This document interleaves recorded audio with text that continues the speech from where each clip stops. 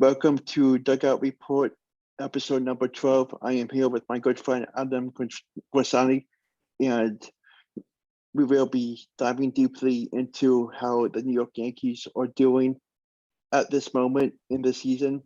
And I'm happy to have you on, Adam. No problem, Alex. Alex White, thank you for having me. Happy to be here. So what are your thoughts on the starting rotation, which has been an up and down battle? Well, the Yankees starting rotation. I mean, you have to be impressed with how they started the season. I mean, Nestor Cortez, who could have saw this breakout from him? The breakout from him. Like he's been a Cy Young or Cal pitch. I mean, good Cole. He's been a little streaky, but you know what? He's been a little streaky this season, but you know what? He's starting to figure out, get some more consistency. Luis Severino was injured, even though he was injured in the Reds game. They will have to wait to see any updates on that. Jordan Montgomery and Jason Tyone have been while Jason Tyone has did get the goods, he has struggled as of late. I believe the same thing. I mean, Jordan Montgomery has also been solid. So if you want to know my thoughts on the rotation, if you told me that this was going to be the rotation heading into the postseason, I wouldn't necessarily hate it, but I do think that come the deadline, I do think the Yankees should be in on potentially adding another starter. What were your thoughts on the past Red Sox series at Boston? You had to go there, Alex. You had to go there. No, yes, enough say on them back-to-back, heartbreaking losses. Which I mean, as Jake said, I feel kind of dirty complaining because this team has just been off to they've just been unbelievable this season. You're gonna eventually have you're gonna lose sometimes. You're gonna lose some games. You're gonna lose some games you should win sometimes. That's baseball. As Josh Stone would say, that's baseball season. So I do feel kind of I'm not with the two losses to the Red Sox and then the bad loss the Reds what was it, Tuesday? Yeah, it was Tuesday with the bad loss. I mean, I'm not too concerned. I'm not too concerned yet. Yeah, I'm not too concerned yet.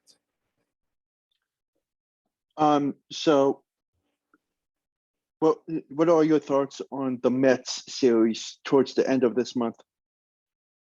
Well, I mean, the Mets, there's not much to say other than you need to get Jacob Dugout healthy. I know Max Scherzer just recently came back. I mean, Pete Alonso's had an unbelievable year. He's really become a real force to that lineup. I mean, Francisco Lindor, he's had a better season than last year, but I don't know. I still don't think he's performing at the level that fans would hope. I mean, Jeff McNeil's has so the lineup solid. I really think that the Mets going forward, it's all about getting Jacob DeGrom out the end. See what rotation with him and Max Scherzer can do in the playoffs. What were your thoughts on tonight's game at Yankee Stadium? After tonight's game, hey, it's a win. It's a win. Even though they were down early, Sam managed, tie it, and then they win on a wild pitch. 2 wild pitches, in fact, where they passed balls. I don't know. I have to look it up, but yeah. All I have to say about this game as the Reds is a win is a much needed win. I feel like after the past couple of games, the Yankees need to kind of steal once, clear their heads, get themselves back on the right track, mentally. Mostly mentally. I feel like this win is a way of telling the Yankees and Yankee fans guys, calm down, relax. So yeah, that's basically my thoughts on this win against the Reds. So once the trade deadline comes, could you see the Yankees possibly getting? Well, about 12 hours ago, I would have said Andrew Benintendi because I would feel like his contact back, Gold Glove cover defense out and outfield, I would feel like he would be a fit. But I don't know if you heard the story. Did you hear the story, yeah, Alex? About No, I didn't. apparently him as well as 10 other World players, like they won't be playing in the series in Toronto because they're unvaccinated. So Mhm. that throws a complete wrench into the entry to New York plans.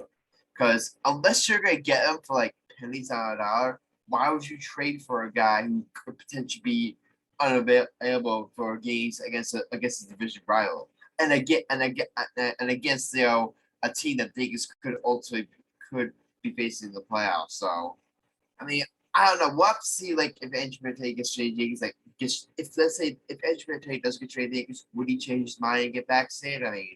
I mean, Mhm. I don't know, but I mean, I would have couple of months. I mean, again, 12 hours I would say Anthony, but yeah, this is his vaccination status. Completely throws like that kind of out the window. Another a couple of guys I maybe they target is maybe Ian Happ of the of Chicago Cubs, but I don't know if the Cubs would be willing to deal him. He would definitely cost a lot.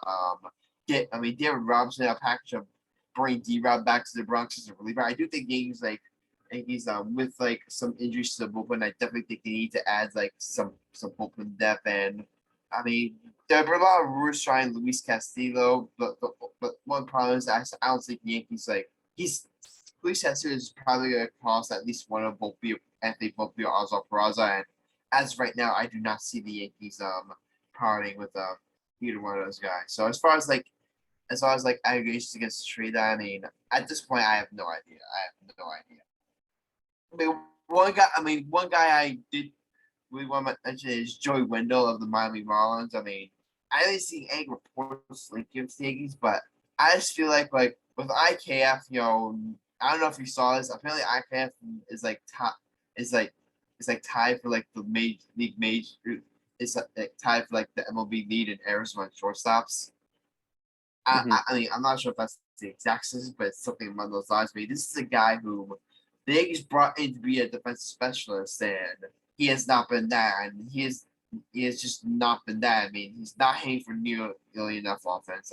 Like he's had no home runs this season, and his batting average is not good enough to the point where he's not making up for the lack of power, and his defense is just not good enough. So I definitely feel like the Yankees should definitely look to upgrade the shortstop position, whether that's bringing a guy like Joey Wendell or maybe calling up Oswald Peraza. I mean, Oswald Peraza is up. I don't know if you saw this. He's been tearing up in the minor league. So maybe in a couple of weeks, maybe come trade deadline, call him up and let's see what he's got.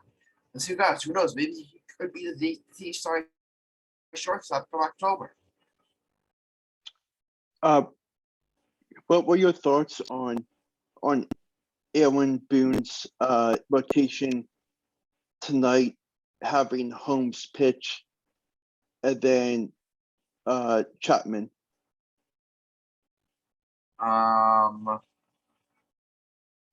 Well, I do like. I will say this. I do like the fact they use Holmes because I firmly believe I remember people were overreacting because while he was terrible like in the Red Star, I thought as right now we have no reason to believe that is not an outlier. I mean, Clay Holmes has just been electric for the Yankees this season. Electric. He's been one of the best relievers in baseball. So I definitely like the fact that they're going back to Clay Holmes just see if he can get his to see if getting Scott's next. I definitely like that move for everybody. As far as Chapman is concerned, though, I'm done with Chapman. Honestly, Hmm. I'm done with the guy. The guy. I remember I saw I forget which Twitter account posted this, but uh I forget which Twitter account, but I'll have to. I may have to take a second to look it up because I really want Mhm. to like shout this guy out. He brought up some amazing statistics. How about Chapman is like he's walking more batters than he's ever had this season, and he's striking out less. Like Chapman's always has never been the best with command, but it's just been worse this season. He has no command whatsoever. Every time he goes out and around, you have no idea what you're gonna get from him. I mean, his stuff is electric. I'll give him that. His stuff he always was like fun to watch, but I mean he is fun to watch. But here's the thing, like when you're throwing, his velocity is down. He's just not the same pitcher he was. Back in the day, while he didn't have the best command, his velocity in the back take you throw 105 was able to make up for it. Now he doesn't have that same velocity. Like he's just not. It's just not going to work. I mean, I'm trying to put this into words here, but he's just he's again. I gotta find the Twitter account again. He's walking more batters and he's striking out less. That's the big issue. He's walking more batters and striking out less. So I just feel like with Aurora Shatback, I really feel like going forward he's the guy that Aaron Boone I think will use in low leverage situations. Maybe if you have a big lead and heading to the seventh or heading to the eighth, then you roll him out there. But as far as high leverage situations, real close games, I do not want to see Chapman anywhere near the mound. And my last question is, what are your expectations for the second half of the season? Expectations for the second half of the season. I just keep rolling. That's all I can really say. Is just say, just keep rolling. They have the best record in baseball for a reason. They have the best record in baseball. If you told me in March when the season started and if you told me during spring training hey, the Yankees would have the best record in baseball and they would be on a similar pace to the 1998 Yankees, I would say yeah, and pigs are gonna fly. I would really totally. I mean, they just gotten off to such an unbelievable start. I cannot praise them enough. Aaron Judge. I mean, what else can you say about him? I mean, we may have to talk about him in another segment of the show. Don't forget about that, Alex. But yeah. But I mean, yeah. You gotta give Aaron Boone credit. You gotta give Brian Castro credit. Two guys that I were really, really critical of last season. I mean, look at Castro. He brought in Clay Holmes. He brought in Nestor Cortez. He brought in all these steals. He brought in Wandy Peralta. Look at all these moves that Castro's made to strengthen that low key really panned out. Look at all these spines that Castro has made. So I just really really think that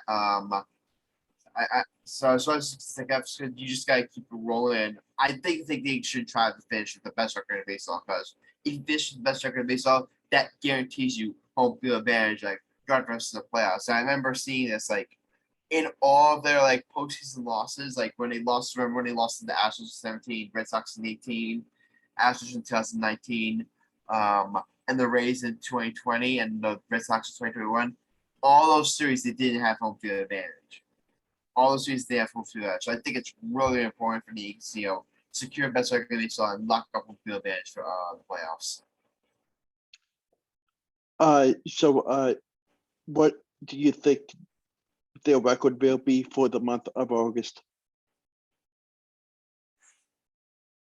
Record for the month of August. I mean, I can't really answer that because it's just such a broad number. But I mean, I guess they would finish. I don't know, 20 wins, 19 wins. I mean, I can't really ask it. All I'm gonna say is you just need to keep the string rolling. That's all I can really say. You just need to keep the string rolling. We will see what the outcome is once the All-Star break ends. And I want to thank you again for coming on and taking the time to talk Yankees baseball. No problem, Alex. Again, thanks for having me. No problem.